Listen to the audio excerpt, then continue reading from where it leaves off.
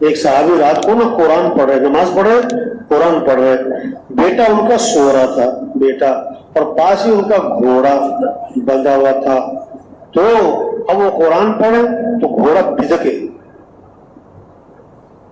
ڈر کے بھی یہ بچہ سو رہا ہے کہیں گھوڑے کا پاؤں اس پر نہ آ جائے، تو انہوں نے کیا ہے ختم کر دیا نماز، تو دیکھا کہ ایک بادل سا ہے آسمان کی طرف اٹھتا جا رہا ہے، نور سا ہے، نور صبح کو حضور کی خدمت میں حاضر ہوئے، عرض کیا حضور ایسا ہوا رات میں قرآن پڑھ رہا تھا، میرا گھوڑا بھدکنے لگا، بچہ میرا سو رہا تھا، میں ڈرا، میں نے نماز ختم کر دی، تو مجھے ایک ایسے نور اور بادل سا نظر آیا جو آسمان کی طرف اٹھ گیا، آپ نے فرمایا یہ فرشتے اترے تھے تمہارا قرآن سننے کے لیے، اور اگر تم صبح تک پڑھتے رہتے تو ساری دنیا آج فرشتوں کو دیکھ لیتی،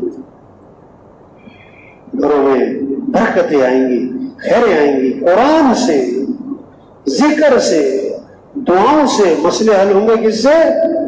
دعاؤں سے۔ ہم سب کس کے محتاج ہیں بھائی؟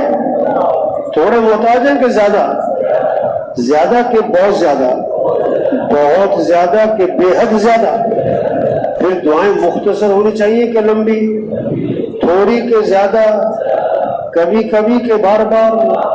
دن میں ایک بار کہ کئی بار؟ صبح کس سے مانگو، شام کس سے مانگو، سب کس سے مانگے؟ حدیث میں آتا ہے تسمہ بھی ٹوٹ جائے تو کس سے مانگو؟ ایک اللہ کی ذات ہے جس سے مانگو تو کیا ہوتا ہے؟ خوش، نہ مانگو تو ناراض۔ ہم سب محتاج ہیں، اور سمد کون؟ اللہ۔ ہم سب فقیر ہیں، غنی کون؟ اللہ۔ ہم سب مانگنے والے، اور عطا کرنے والا کون؟ اللہ۔ اللہ سے مانگو۔ حدیث میں آتے ہیں اللہ کو پسند ہے کہ اللہ سے مانگا جائے، اللہ کو پسند ہے اللہ سے مانگا جائے۔ تمہارے مسئلوں کا حل دعائیں ہیں، اس لیے کتنی دعائیں ہیں صبح کی، شام کی۔ ایک صحابی آپ نے دیکھا، فرمایا تم مجھے پریشان لگ رہے ہو، عرض کی حضور میں باقی بہت پریشان ہوں، پریشانیاں ہیں، قرضے چڑھے ہوئے۔ آپ نے فرمایا میں تمہیں دعا بتاتا ہوں پریشانیاں بھی دور ہوں، قرضے بھی ادا ہوں، کہ یہ پڑھا کرو اللہم انی اعوذ بک من الہم والحزن واعوذ بک من العجز والکسل واعوذ بک من الجبن والبخل واعوذ بک من غلبۃ الدین وقہر الرجال۔